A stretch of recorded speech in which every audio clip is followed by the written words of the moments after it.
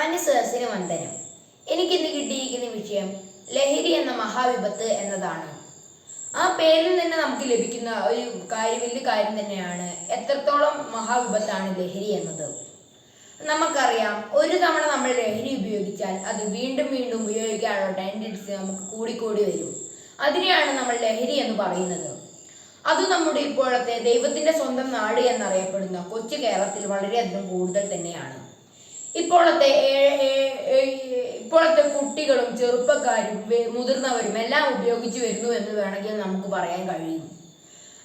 ഇപ്പോൾ നമ്മൾ നോക്കുകയാണെങ്കിൽ കൗമാരപ്രായത്തിൽ നിന്നാണ് നമുക്ക് ഇത് ഉപയോഗിക്കാനുള്ള ടെൻഡൻസി കൂടി വരുന്നത്. അത് എങ്ങനെ ഉപയോഗിക്കുന്നതെന്ന് വെച്ചാൽ കൂട്ടുകാരുടെ നിർബന്ധപ്രകാരവും തമാശയ്ക്കും ഇതെന്താണെന്ന് അറിയാനുള്ള ഒരു ആകാംക്ഷയും ഇത് ഉപയോഗിച്ചാൽ എന്താവുമെന്നൊക്കെ വേണ്ടിയിട്ടാണ് ഇത് ഉപയോഗിക്കുന്നത്. അവർ ആദ്യം വിചാരിക്കുന്നത് ഞാനിത് ഒരു തവണയേ ഉപയോഗിക്കുകയുള്ളൂ, പിന്നെ ഞാനിത് നിർത്തുമെന്ന്. പക്ഷേങ്കിൽ അതങ്ങനെയല്ല. ഒരു തവണ ഉപയോഗിച്ചാൽ നമുക്ക് വീണ്ടും വീണ്ടും ഉപയോഗിക്കാനുള്ള ഇത് കൂടിക്കൂടി വരും. അങ്ങനെ നമ്മൾ അതിൽ അഡിക്റ്റ് ആവുകയും പിന്നെ ഒരിക്കലും നമുക്ക് മാറാൻ പറ്റുകയും ചെയ്യില്ല. ഇപ്പോൾ ചെറുതായിട്ട് ഉപയോഗിക്കുകയാണെങ്കിൽ കൂടിക്കൂടി വരുമ്പോൾ നമുക്ക് അതിൻ്റെ പവർ ലഭിക്കുകയില്ല. അങ്ങനെ കൂടിയ സാധനങ്ങൾ നമ്മൾ ഉപയോഗിക്കുകയും ഒക്കെ ചെയ്യുന്നു. അതിൻ്റെ ഉദാഹരണങ്ങളാണ് കഞ്ചാവ്, മദ്യം,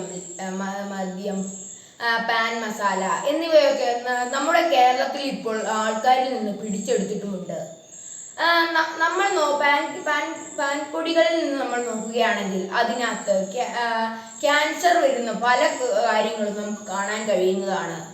കാരണം കീടനാശിനികൾ ഉപയോഗിക്കുന്ന പല രാസവസ്തുക്കളും അതിൽ ഉപയോഗിക്കുന്നുണ്ട്.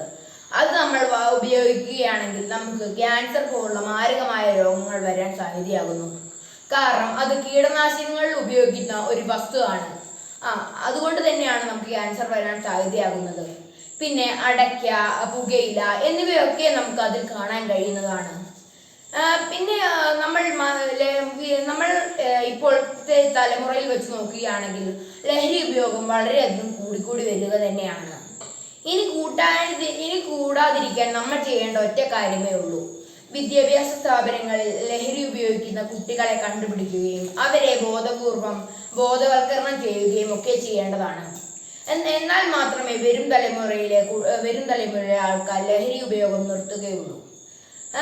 അതെങ്ങനെയാന്ന് വെച്ചാൽ നാട്ടുകാരും ടീച്ചർമാരും ഒക്കെ ചേർന്ന് കുട്ടികൾക്ക് എങ്ങനെയാ ലഹരി കിട്ടുന്നത് എന്ന് ആദ്യം കണ്ടുപിടിക്കുക.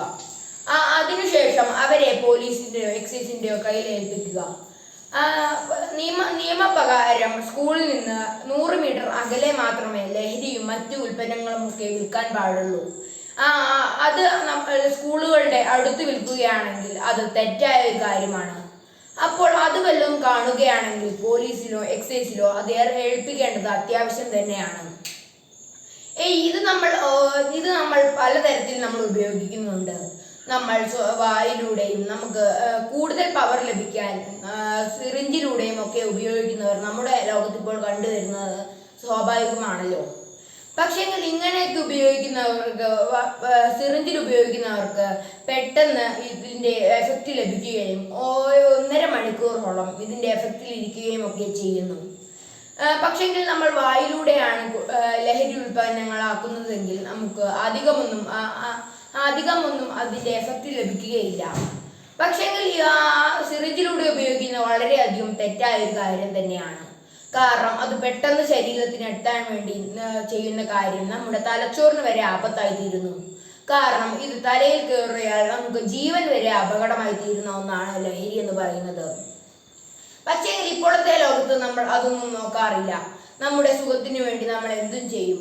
അതുകൊണ്ട് തന്നെ നമുക്ക് സുഖം കിട്ടുന്നതും നമ്മുടെ ശരീരത്തിനും ആവശ്യമില്ലാത്തതുമായ ഒരു കാര്യം തന്നെയാണ് ലഹരി എന്ന് നമ്മൾ ഓർക്കേണ്ടത് അത്യാവശ്യം തന്നെയാണ്.